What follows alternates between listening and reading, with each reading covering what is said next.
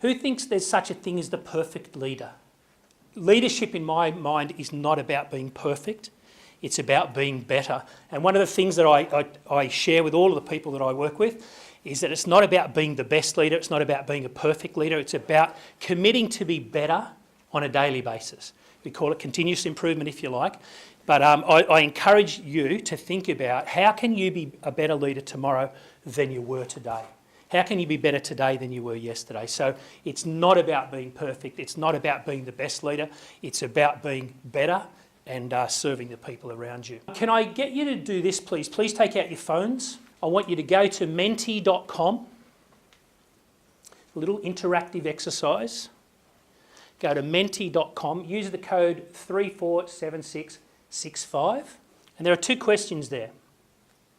And I just want you to answer those 2 questions. And we're going to come back to these a little later. And I think I know a little bit about what it takes to make organisations successful. It's a little bit like a 3-legged stool. There are 3 foundations that we absolutely got to get right. And this applies to no matter what industry sector you're in, and whether you're in a public or private organisation, or whether you're in a profit or a not-for-profit. I'm going to talk about all 3, but I'm going to dive much deeper into one because I think it's the most important. The first one is structure. This is how we slice and dice our organisation. It's about who's who in the zoo and who reports to who. This is about getting crystal clarity about what each individual in your organisation is responsible for and who they're responsible to. Now, some of the organisations that I've been in over the last 15 years, you say, can I have a look at your org chart? Some of them say, our what? They don't have one. Some of them say, yeah, there's one here somewhere, and they pull it out from a drawer and they blow the dust off it and they say it's a little bit out of date. It's absolutely fundamental, and again, this is from a leadership perspective. We need to have crystal clarity around who's who in the zoo and who reports to who. One of my clients turns this upside down. That's him at the bottom, the business owner and the CEO. He's got his middle management in the middle. He's got his frontline leaders at the top, and who's on top of the frontline leaders? His customers. And I don't mind which way you put it. It doesn't make any difference to me. Over the years, some people have said, isn't it a bit old-fashioned to have a hierarchical approach? And I go, no, not if it means that you've got clarity around responsibility. Everybody knows what they're responsible for, and everybody knows who they're responsible to. It's an absolute must that you've got to get that clear. That's the first thing. The second thing's a little bit more complex, and that is strategy. We can talk about this as long as you like. It's mission, it's vision, it's purpose. It's why your organisation exists. And then, of course, we break that down into, we can call them key result areas or strategic priorities. And then we have KPIs, which are measurable outcomes. And then, of course, we put that into an action plan. And when we follow that process all the way through, it means that everyone in the organisation, you see how this works with, structure works with strategy, everyone in the organisation knows exactly what they're expected to do. Now, again, in my experience, not many organisations are doing that too well. From a leadership perspective, you've got to get your strategy right, you've got to get your structure right. But here's the thing. You can have world-class structure, you can have world's best practice strategy, but culture eats them both for breakfast. That's a quote from Jim Rohn. I think James might have shared that with you at some point, or he will in the future. If your people don't want to turn up, if they don't like each other, if there's some element of toxicity there and they just don't want to work together, the other two simply don't matter. And I believe one of the strongest determinants of culture is leadership. Most organisations have to look at results. And in my opinion, the biggest driver of results is the culture of your organisation. And the biggest driver of culture in the organisation is leadership. The first key point I want to make here, if you take this away, is that leaders have to own the result. If your organisation is not performing, and that it can be from a financial point of view, or a profit margin point of view, or it might be a market share point of view, it could be lots of metrics around your employees. If the results aren't good, there's a fair chance there's something wrong with the culture. And if the culture's not good, it's a fair chance that it's the responsibility of the leadership. So one of the mantras that I share with my clients is that the leaders have to own the result of what goes on in the organisation. So that's the first key point I want to share with you. The time on the doomsday clock, does anyone know what time it is on the doomsday clock? 4 minutes to. It's 2.5 minutes to midnight on the doomsday clock. I think that might be an overreaction because look at the people we got looking after us. We should be fine, shouldn't we? I don't want to get all political on you, but let's look at the landscape here in Australia. Hang on, this is an old slide. It's about 2 weeks old. Then we have this slide where ScoMo's going, he's my leader, and now we've got ScoMo, and I think it's about watch this space. Okay. What about from a sporting point of view? I'm a sports nut. I love my sport. My heart broke when we saw that such a failure of leadership in a high-profile situation. Most of my work is done in and around commercial settings, so I work with for-profit organisations. I don't know if you've heard of this one, James, but you probably should work this into the curriculum at some stage. Some of the heads are nodding. The largest study into leadership in Australia was conducted in 2016.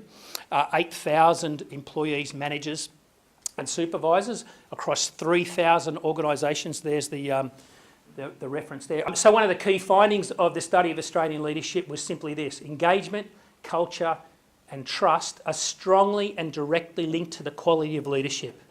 I see this every day and I bet you do too.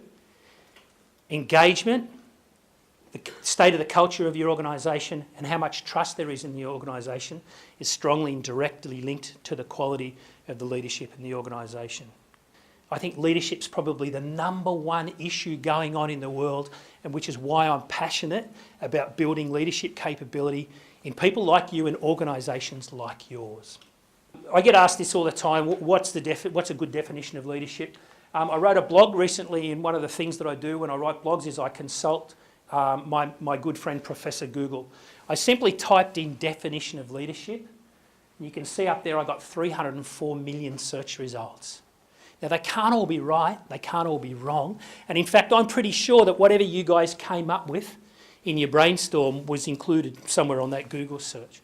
But I want to share with you what I think is a really profound concept of leadership, and it's just 2 words. Has anyone heard of a book called The Leader Who Had No Title?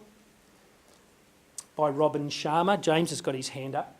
It's a fantastic book. I read it quite a few years ago and it really resonated with me, which is why I've carried this definition of leadership forward. It's the second key point that I want to make. So leadership is simply this. Leadership is about positive influence. So in the book, I'll just paraphrase really quickly for you. In the book, Sharma talks about you don't have to have a title. You don't have to be high on the organisational chart. You don't even have to have leadership responsibility in an organisation to positively influence others. Now, I want you to think about this just quickly. What would it mean if everyone in your organisation accepted the responsibility of positively influencing everyone else? Now, I'm not just talking about where people have supervisory responsibility. If you're a supervisor, leader, manager, boss, whatever, I reckon you've got a responsibility to positively influence the people that report to you.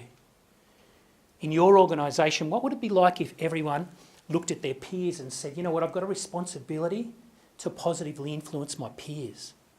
And then, of course, whoever you report to, imagine what it would be like if you say, you know what, I'm going to take some responsibility for positively influencing him or her.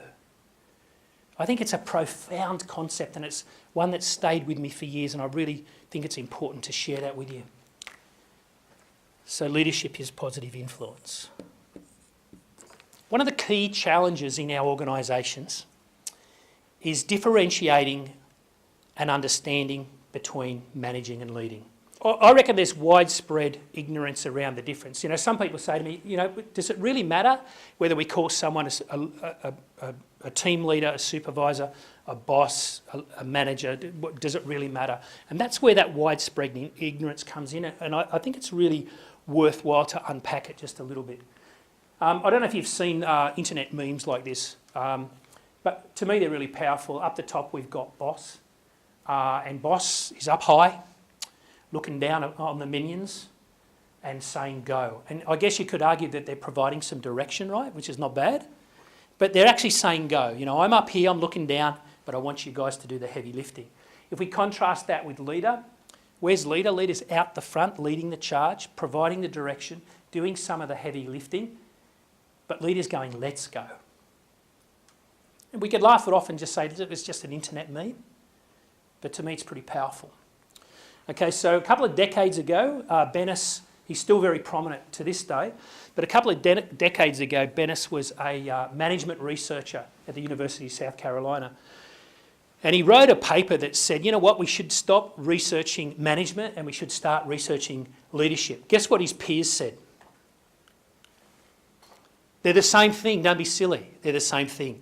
And he said, no, they're not, and that's part of the problem. So what he did was he unpacked that a little bit. Here's what he said are the important aspects of management. And by the way, guys, these are all important.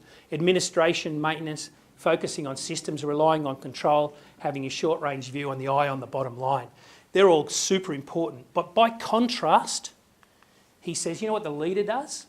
Instead of administer, the leader innovates. So the leader asks questions about what's a better way to do this? Not just let's keep doing it the way we've always done it, but what's a better way to do this? A faster way, a more efficient way, a way to add more value to the customer. So it's almost like the leader's thumping the table going, I want better. He says the leader is an original. So the leader's not just someone who comes along and looks at the person before them and says, I want to be them, I want to just do what they do.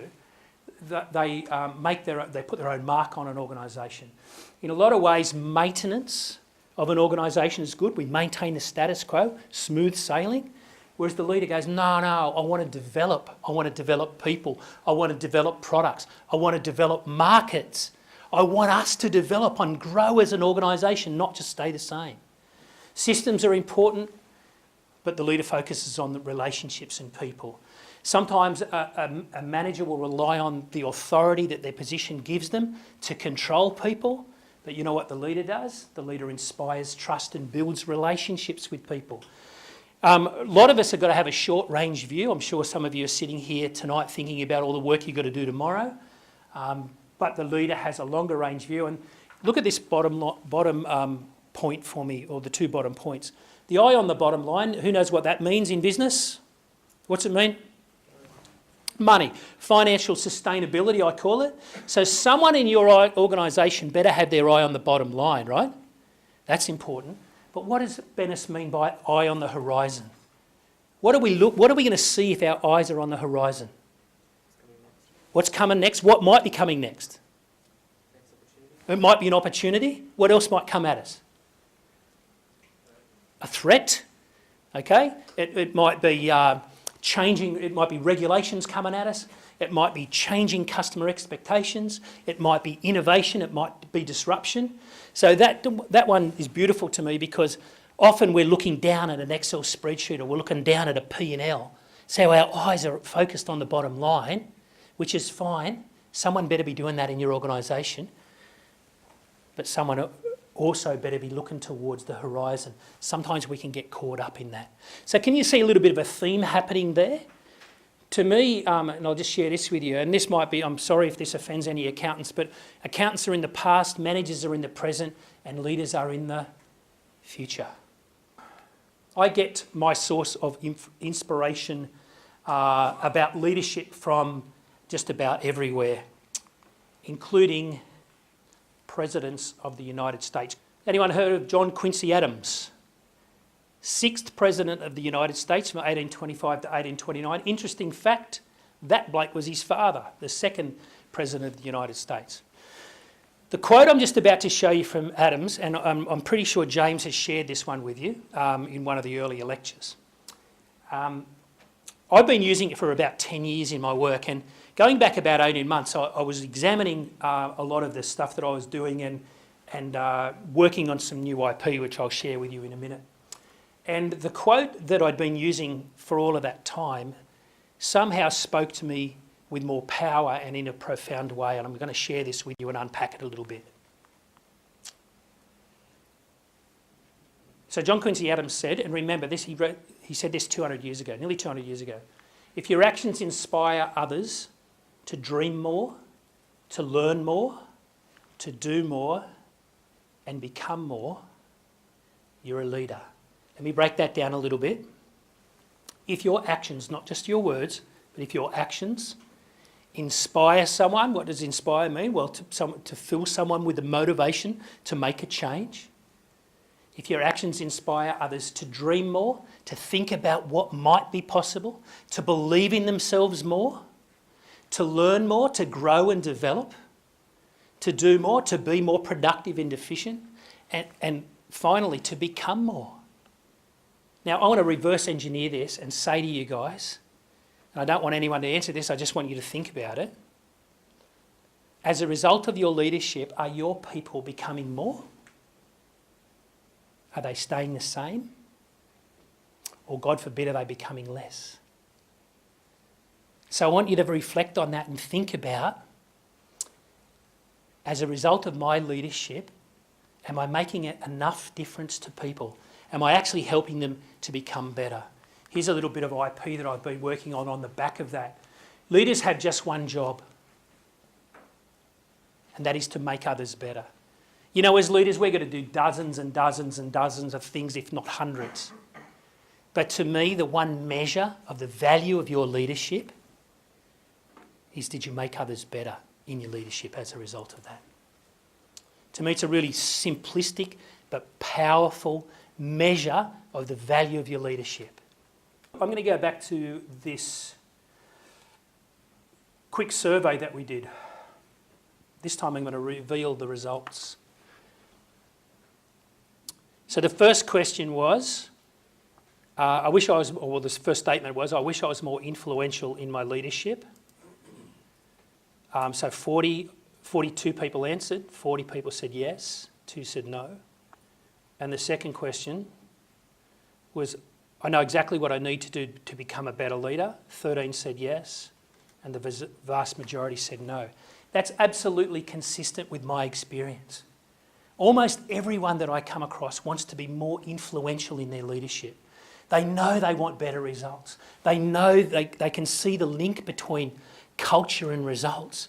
And they're sitting there as the leader saying, I want to be more influential, but what can I do?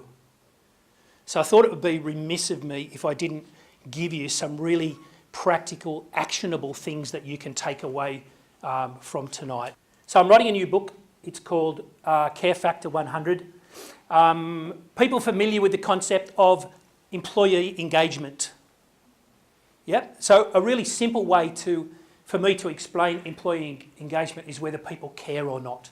Have you ever heard anyone say care factor 0 in a workplace context? What does it mean when someone says care factor 0?